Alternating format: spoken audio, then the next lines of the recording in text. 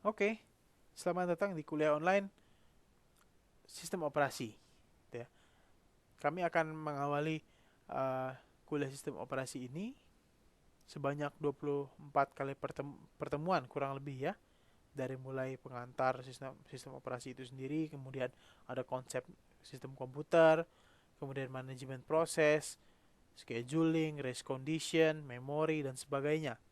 Banyak sekali, gitu ya.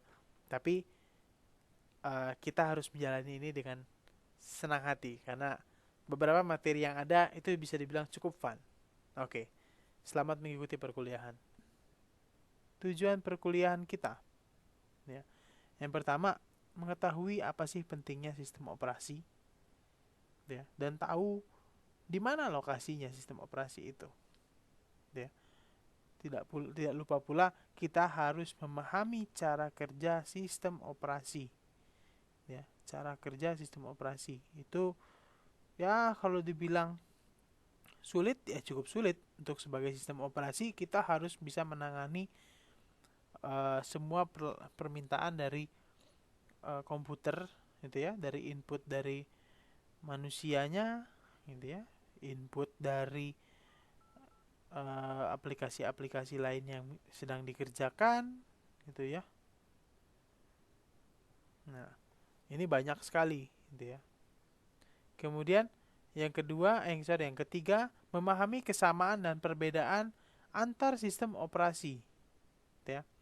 Beda-bedanya apa sih antar sistem operasi yang ada itu? Ya, apa aja sih perbedaannya? Nah, itu nanti kita harus pelajari di sini. Kemudian dapat menerapkan pengetahuan ke dalam penggunaan atau perbaikan atau perencanaan sistem komputer. Ya, karena saya pernah ada kasus dulu waktu pertama-tama kuliah, gitu ya. Saya nggak ngerti apa sistem operasi itu, ya kan?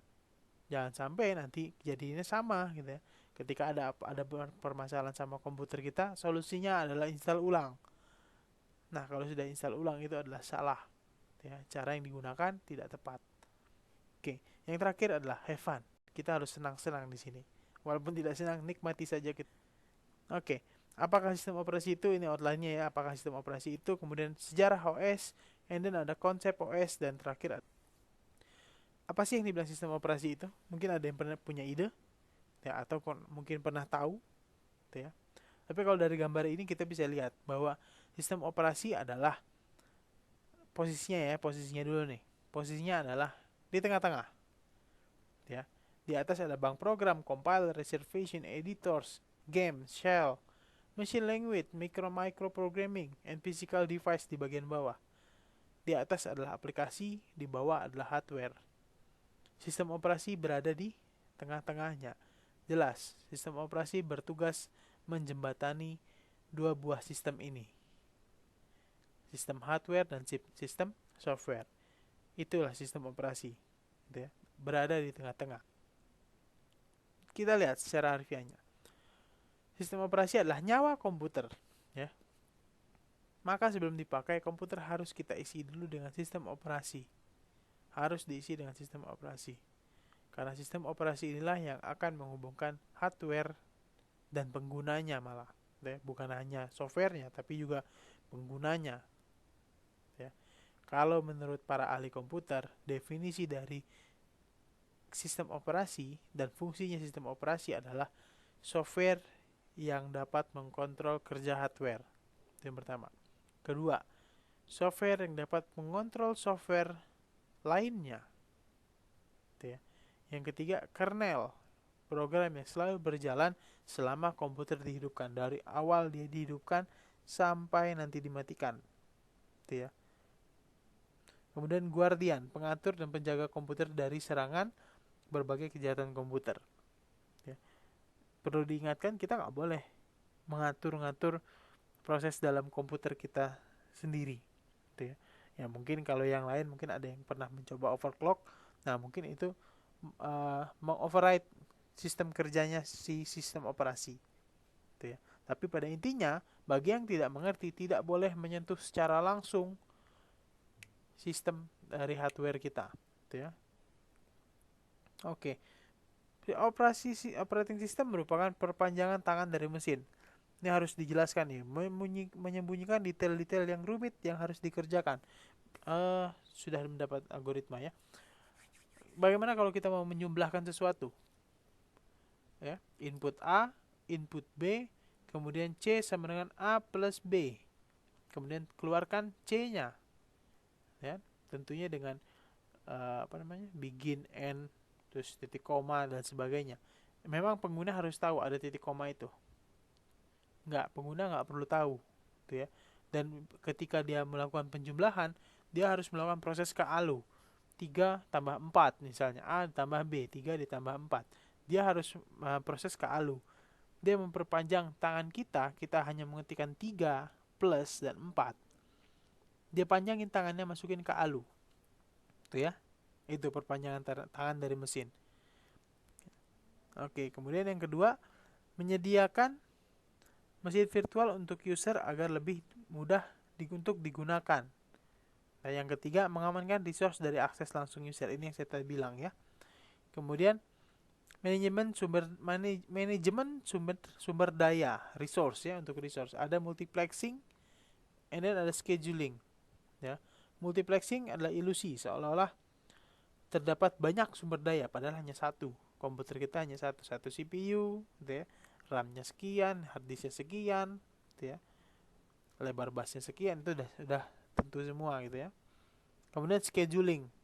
Nah, ini yang paling menarik dan paling penting yang harus ada di komputer, gitu ya. Scheduling menentukan apa, siapa, dan kapan boleh mendapatkan resource. Bahkan bisa menentukan kapan sebuah proses dilayani. Ini yang terjadi di scheduling. And then OS dan hardware. Kita lihat. OS menjadi perantara program dalam mengakses hardware. Untuk komputasi, kita harus nyambung ke CPU. Ya, tadi 3 plus 4, kita mainnya cari ke ALU-nya ya.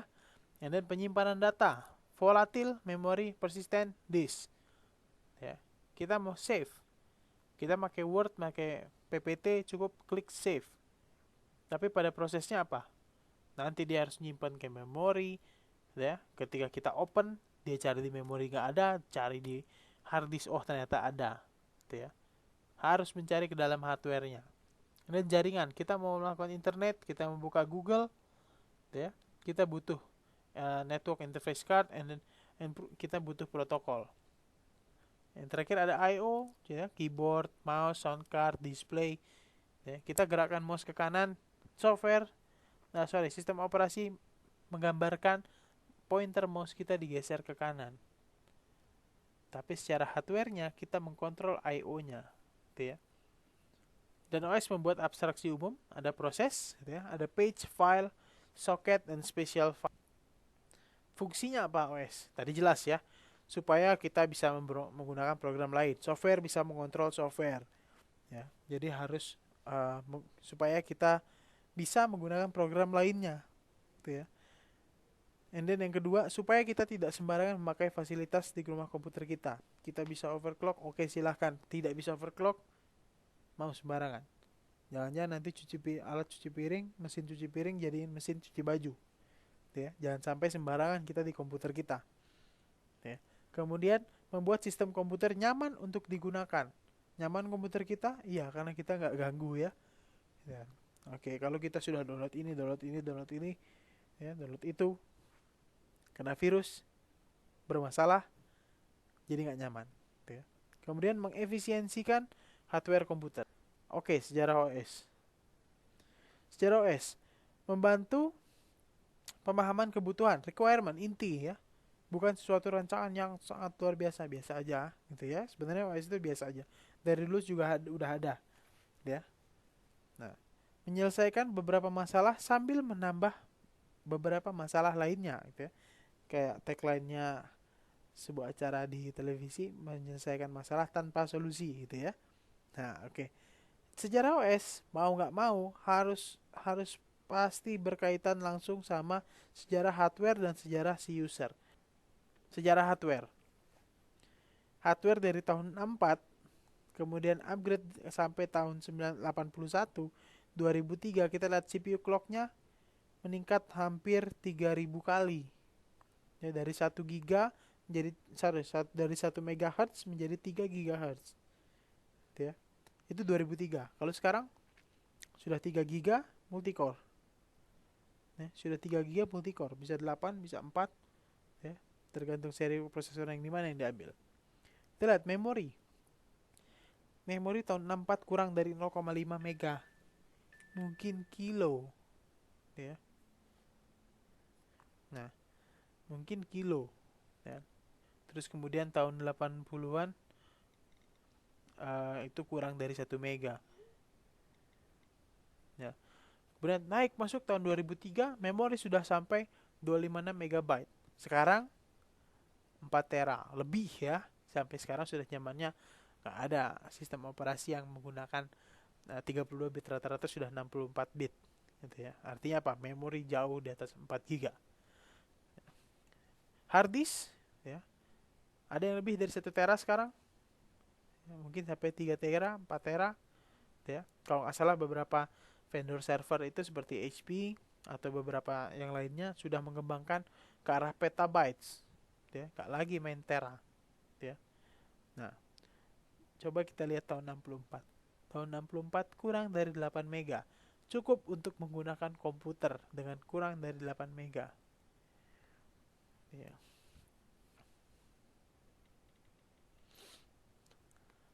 Untuk networknya kita lihat. Sekarang masuk ke 1000 GB sudah. 100 GB atau 1000 GB. Perkembangannya dari, ya, Telkom instan dari yang kita ketika connecting berisik sekali sampai sekarang tidak perlu koneksi. Mungkin dengan kita ketika kita connect di Telio hanya cukup dengan menggunakan SSO, gitu ya. Itu networknya. Coba kita lihat harga. Dulu komputer yang selemotnya na'udzubillah min dzalik harganya 2 juta dolar. Sekarang handphone kita cuma 3 juta, 4 juta. Jangan salah, handphone kita juga butuh punya sistem operasi, juga sebuah komputer. Ya, hardware-nya ada, prosesor punya, memori punya, hard disk ada, network oke. Ya, user jelas, kita punya handphone tidak lebih dari bukan hanya satu, ya, lebih dari satu. Ya, oke. Itu sejarah hardware. Nah, sejarah usernya, ya, awalnya dipakai sama ilmuwan komputer, ya, researcher, gitu ya. Kemudian matematikawan, ya jelas kita harus mereka harus menghitung angka-angka besar, gitu ya. Perusahaan besar harus menyimpan data-data pegawai, data-data rapat atau semacamnya, gitu ya. Universitas sama, nilai-nilai kalian yang sudah dikumpulkan harus disimpan, gitu ya, di universitas, gitu ya, contohnya, ya. Kemudian yang terakhir ada pemakaian. Nah, komputer generasi pertama. Generasi pertama ini eh, komputernya sangat besar, ya. Komputernya sangat besar. Nah, kemudian eh, ditemukan atau invented, ya, di Perang Dunia Kedua. Ya, di Perang Dunia Kedua. Kemudian komputer di zaman generasi pertama ini adalah komputer yang digunakan untuk untuk membantu pembuatan peluru kendali, ya, sampai pembuatan bom atom, ya. Enaknya eksekusinya program tunggal tanpa OS. Kok enaknya? Emang enak, gitu ya. Kita aja yang sekarang udah didukung sama IDE juga pusing, ya. Oke, hardware programming, ya, tadi, ya, tunggal langsung. Programming lambat bukan offline, ya. Ada istilahnya nama Jack Woodlum, dia punya punch card, ya, plug board, ya, dan tidak menggunakan bahasa pemrograman. Waktu komputasi sangat lama sekali, ya, dan programmer menggunakan sangat banyak waktu untuk menemukan bug. Bug yang kita ketahui sekarang adalah sebuah baris kode yang bermasalah, gitu ya. Ternyata dulu itu adalah benar-benar sebuah serangga yang mengganggu komputer. Itu yang dinamakan bug pada komputer generasi pertama. Oke, ciri-cirinya untuk komputer generasi pertama bisa kita lihat penggunaan instruksi operasi yang dibuat secara spesifik untuk suatu tugas tertentu, gitu ya.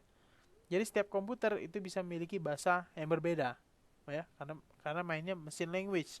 Ada mesin hanya untuk menghitung nilai-nilai perhitungan biasa, kalkulator contohnya, atau tadi untuk menghitung bom atom atau peluru kendali gitu ya. Yang kedua, masih digunakannya tabung hampa udara gitu ya. Ukuran komputer yang sangat besar, mungkin ada setengah kelas kita gitu ya. Kemudian menggunakan tenaga listrik yang sangat besar, tentunya karena menggunakan tabung hampa udara, kurang lebih sekitar 50 watt kalau nggak salah ya, kurang lebih sekitar segitu. Kemudian menggunakan silinder magnetik untuk penyimpanan data. Next, naik, kita masuk komputer generasi kedua. Sudah masuk ada batch system, program dibaca dari tape, sudah mulai. Ada dua aplikasi ilmiah, yang kedua adalah data processing. Oke, di komputer generasi kedua, tadinya yang di generasi pertama dari tube vakum sekarang sudah diganti menjadi transistor. Efeknya apa? Ya, kita lihat efeknya. Tadi tube vakum itu besar ukurannya. Ya, kemudian diganti menjadi transistor yang ukurannya cukup kecil. Komputer generasi pertama ukurannya kurang lebih sebesar setengah ruangan tadi ya. Nah, ketika masuk ke transistor sudah mulai sebesar kotak sepatu, sudah mulai kecil, gitu ya. Kemudian yang diganti berikutnya adalah konsumsi daya yang digunakan di komputer generasi pertama itu cukup besar. Konsumsi dayanya cukup besar. Ya, tadi kurang lebih 50 watt gitu ya. Nah, ini kalau nggak salah transistor itu hanya setengah watt. Satunya itu hanya membutuhkan setengah watt. Cukup gitu ya. Wah, itu hemat sekali ya. Kemudian yang ketiga, menggunakan magnetic tape dan magnetic disk yang sudah berbentuk removable. Ya. Kemudian mempunyai kemampuan proses real time dan time sharing. Proses operasinya lebih cepat.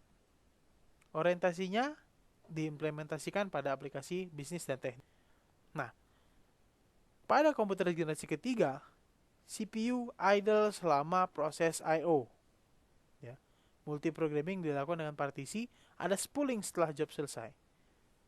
Tetap, waktu programming terbuang sia-sia. Ini permasalahannya ya.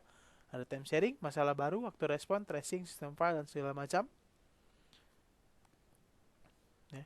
Kemampuan di komputer generasi ketiga dimulai dari penggunaan batu kuarsa untuk pembuatan IC dan miniaturisasi komponen-komponen elektronik. Pertama, dari tabung hampa diubah menjadi transistor. Di komputer generasi ketiga sudah menjadi IC. IC biasanya isinya resistor, kapasitor, dan transistor. Ya. Oke, kemajuan komputer generasi ketiga lainnya adalah penggunaan sistem operasi yang memungkinkan mesin untuk menjalankan berbagai program dan yang berbeda secara serentak dengan menggunakan sebuah program. Ya. Intinya sudah diimplementasi sistem operasi pertama kali. Diimplementasi di komputer generasi ketiga. Ya, contohnya ada pada sistem 360 IBM, ya, Sinclair, PDP, Fox, ya. Pada masa ini juga sistem operasi Unix muncul. Ya, komputer generasi ketiga, nah ini mulai nih, memory partition. Nanti akan kita pelajari lebih dalam di materi memory management.